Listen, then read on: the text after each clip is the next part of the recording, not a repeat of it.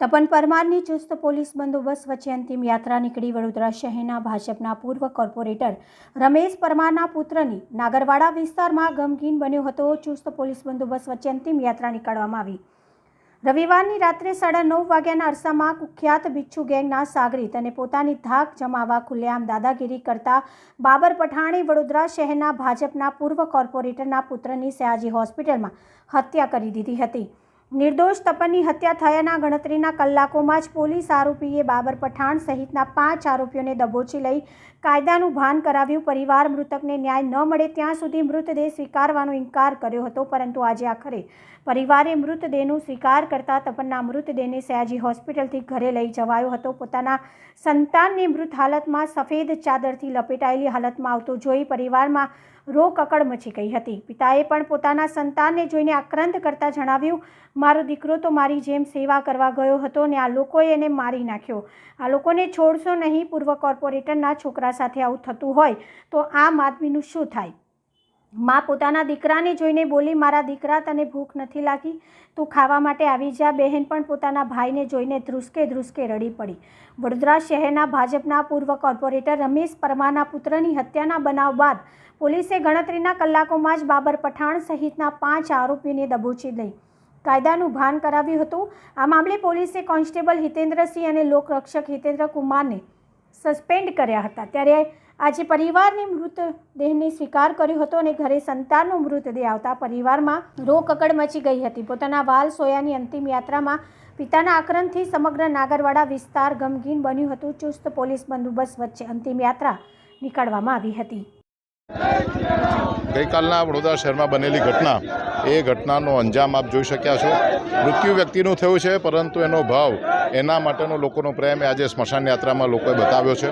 કોઈ એક એવી વ્યક્તિ કે જે સંપૂર્ણ નિર્દોષ વ્યક્તિ હોય, એવી વ્યક્તિ કે જે બીજી વ્યક્તિની ખબર જોવા ગઈ હોય, એવી વ્યક્તિ કે જેને કાળ અને ચોઘડિયું ખબર ના હોય, એની આયોજનપૂર્વક હત્યા કરવામાં આવી છે। કોઈ વ્યક્તિ પાસે હથિયાર મંગાવવામાં આવ્યું અને હથિયાર લઈને જે આવે છે તે વ્યક્તિ એટલો જ જવાબદાર છે કે જેટલો મારનાર વ્યક્તિ પણ જવાબદાર છે।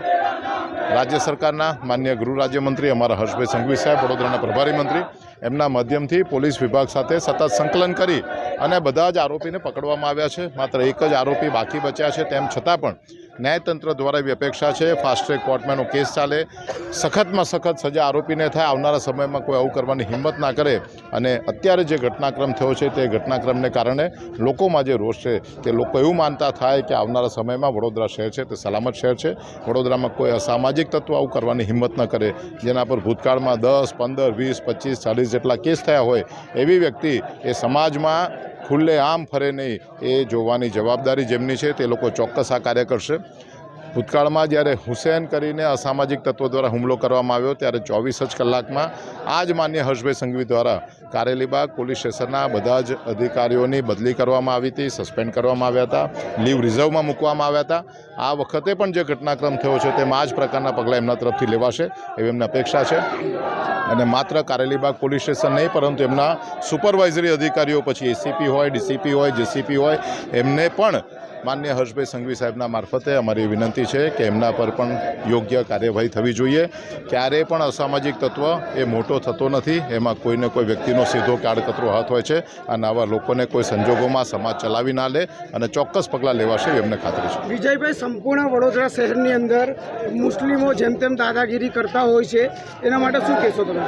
માત્ર મુસ્લિમ સમાજના જ લોકો દાદાગીરી કરે છે એવું નહીં, પણ જે કોઈ પણ ખોટું કરે છે, મુસ્લિમ સમાજનો હોય કે હિન્દુ સમાજનો હોય, એ કોઈ સંજોગોમાં ચલાવાય નહીં। સમાજમાં ધર્મનું મહત્ત્વ ઓછું છે, સમાજમાં મહત્ત્વનું એ છે કે સમાજના નીતિ નિયમો પ્રમાણે રહે છે, એ સરકારના કાયદાઓનું પાલન કરે છે, તે મહત્ત્વનું છે।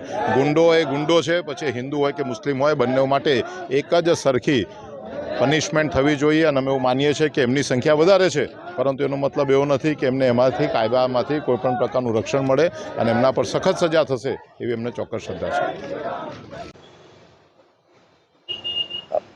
પરમ દિવસે જે કારેલીબાગમાં જે ઘટના બની, એ ઘટનાના અનુસંધાને આજે પરિવારજનોએ એ દીકરાની લાશ સંભાળી અને એની અંતિમ ક્રિયા માટે એ ખાસવાડી સ્મશાનમાં એમનું અંતિમ નિકાલ થશે।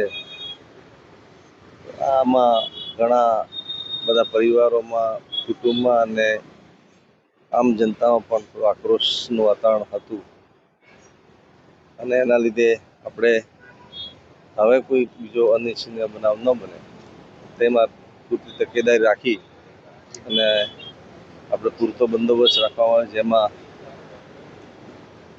રોડ બંદોબસ્ત, ટ્રાફિકનો બંદોબસ્ત, ફિક્સ પોઈન્ટનો બંદોબસ્ત, ધાવા પોઈન્ટ વગેરે રાખીને સહી અને શાંતિથી આ જે સ્મશાનની અંતિમ યાત્રા છે એ પૂર્ણ થાય એ માટેના તમામ પ્રયત્નો કરવામાં આવેલા છે. બીજું કે લોકોમાં ચર્ચા છે, આભાર છે હતો કે કેવી રીતના એસએસજી સાથે કઈ એ અત્યારનો વિષય છે, તપાસનો વિષય છે. તપાસ પછી